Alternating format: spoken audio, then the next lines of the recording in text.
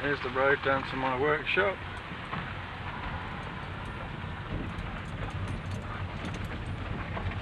Please excuse the white light in the corner of the screen. My lens is cracked.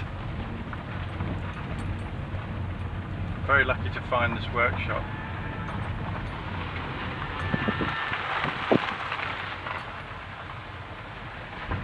So a little bit off the road, but at least I can have a sign on the road. Not quite as big as my other workshop, but it's a lovely position in the woods here.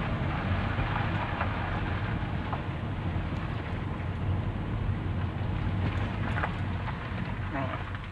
There's some steel arrived in front of the gate.